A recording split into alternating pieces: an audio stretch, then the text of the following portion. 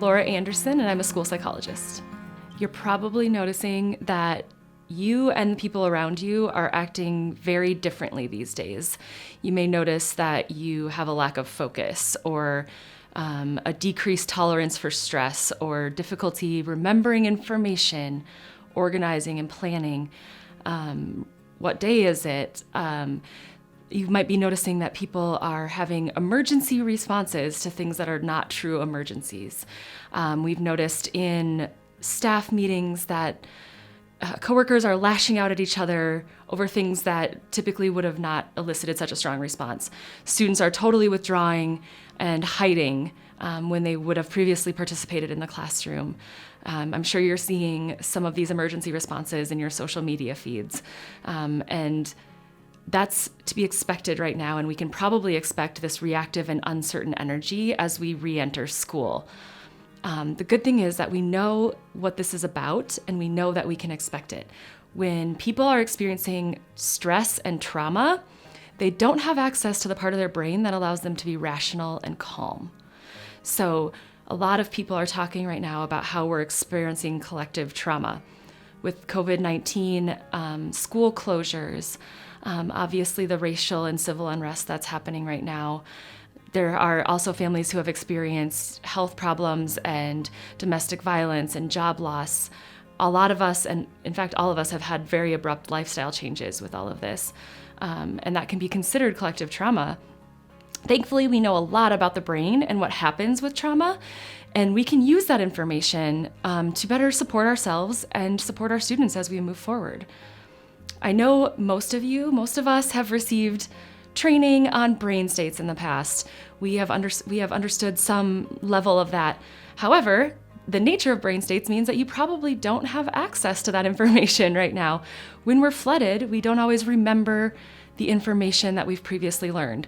So I want to provide just a brief reminder of what we know about the brain, and then maybe some new information about what we can do with that knowledge that we already have. Scholars and educators often refer to 3 main simplified areas or states in the brain when they're talking about human reactions to environments and how that manifests in our behavior. We have the rational or the thinking brain, the emotional brain, and the survival brain. So our rational brain is when we're feeling really safe and connected, things are going all right, our needs are met, and we have access to problem solving and interacting calmly with others and planning for the future and organizing our thoughts. And again, because that requires us to feel safe and connected, a lot of us have not been spending much time in that state right now. It's been hard to access that state and remain focused.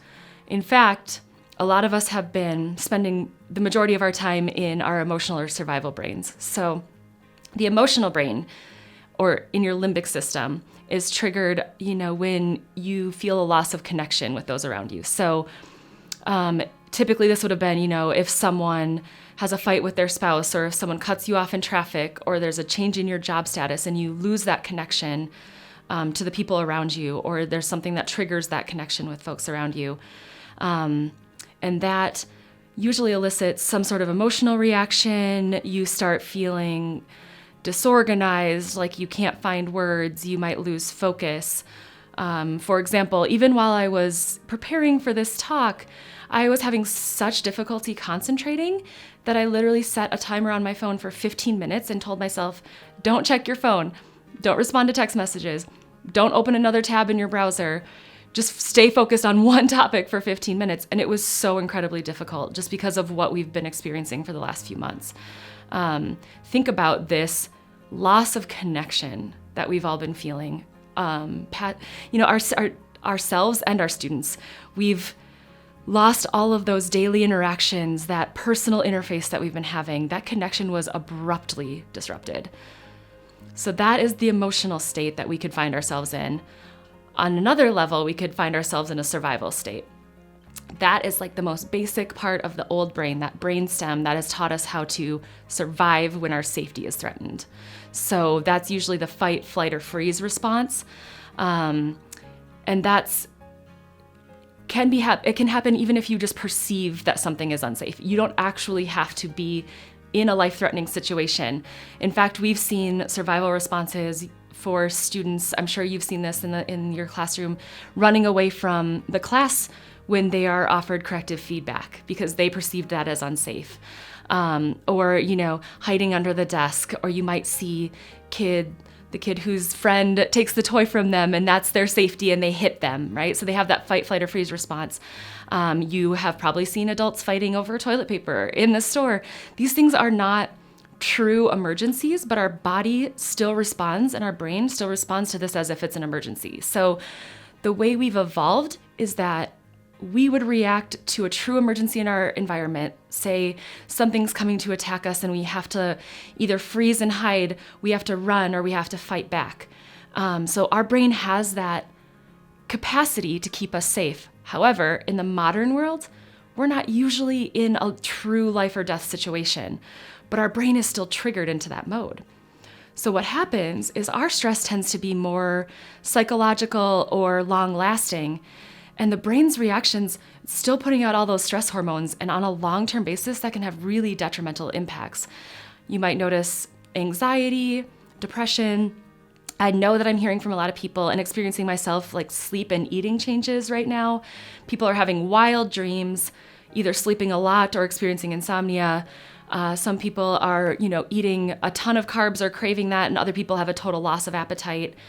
One of the biggest things, though, to keep in mind with this is if you have ongoing stress and trauma and you're not addressing it with some of the strategies I'm going to give you, that can really suppress your immune system, which is super scary under the current circumstances that we're living. So along with these brain states, some people refer to a concept called the window of tolerance. When people have experienced stress or trauma, they're usually a lot more easily triggered into an emergency response. They have a more difficult time maintaining that rational brain state. The window of tolerance is everything that you can tolerate within a day, the ups and downs of your day without going into an emergency response.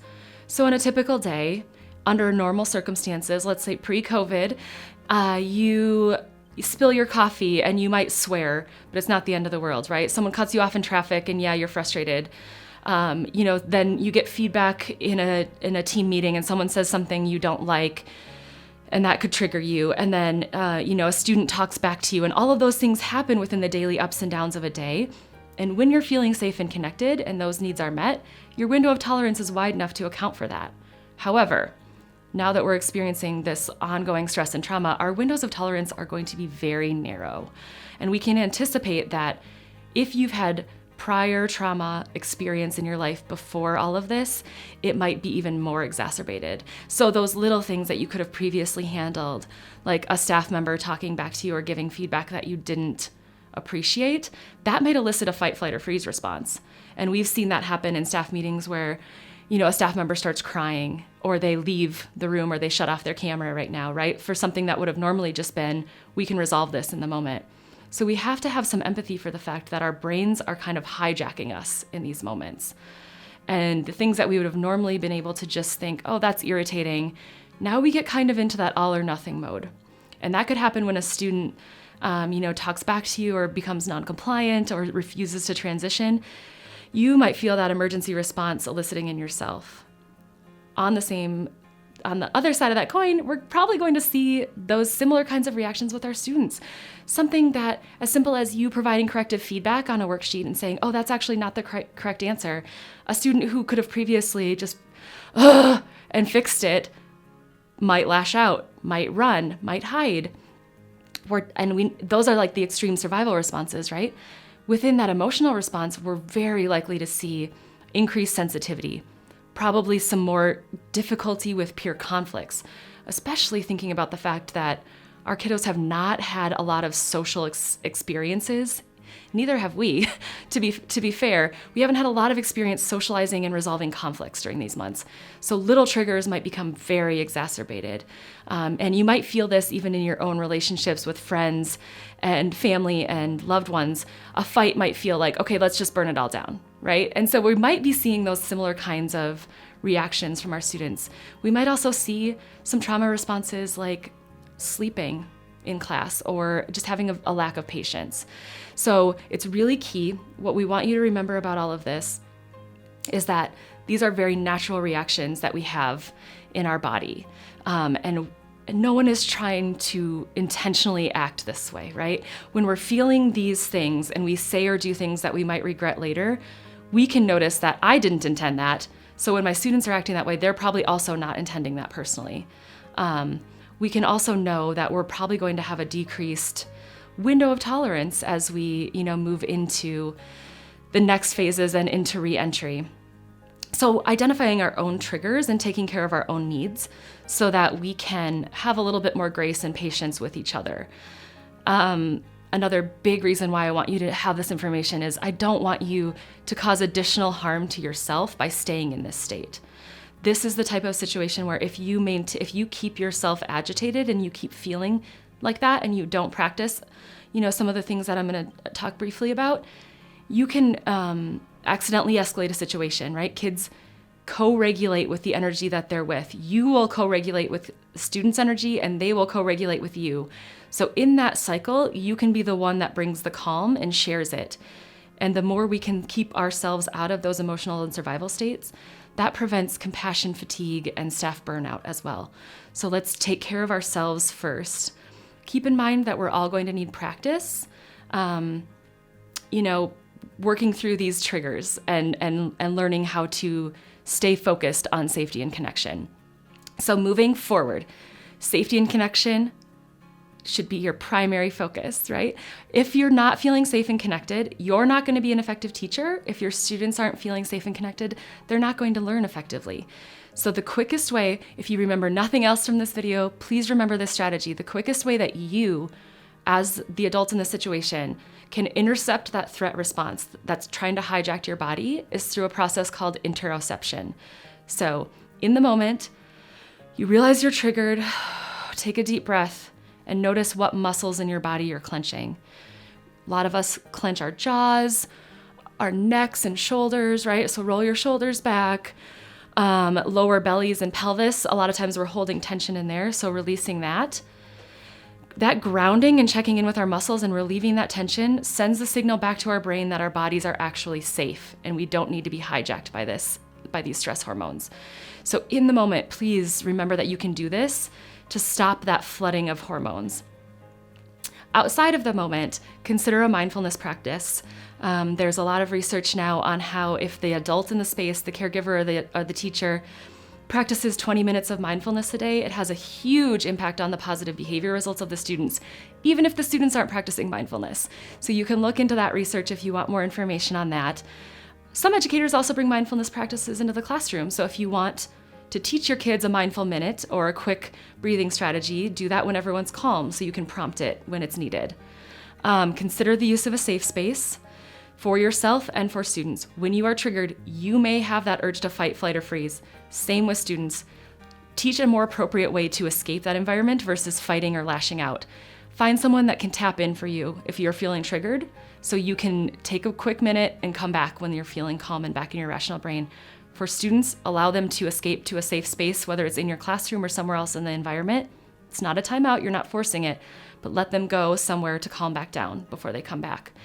To address that focus and that lack of concentration that we all have right now, lots of people are talking about mini lessons. So focusing on 1 minute per age of the student. For kindergarten, it would be like a 5-minute lesson before you have a movement break or a change of phase. For high school, it would be 15 minutes. And then hopefully we can increase that once everyone is feeling safe and connected again. And then last but not least, that to build that connection. So all of those things will kind of address the safety piece, but for connection, really front load fun relationship building activities and extra acknowledgement and reinforcement for yourself, for your coworkers, for your team, right? It's really huge to do this with your team, for families and with students. That's going to get you a long way if you can front load those fun, silly, humorous relationship building kind of activities. In general, I just want you to remember that we know so much about what the brain is doing right now, and you're going to feel overwhelmed. You're going to probably act in ways that you will regret, and so will our students, and so will your coworkers. So try to just have a little bit of grace with yourself. Realize this is not intentional. This is my brain taking over. This is their brain taking over. This is a trauma response. And if we all work to expand our own window of tolerance in preparation for this reentry, we can better support ourselves and support each other and have a very successful reentry. Thank you.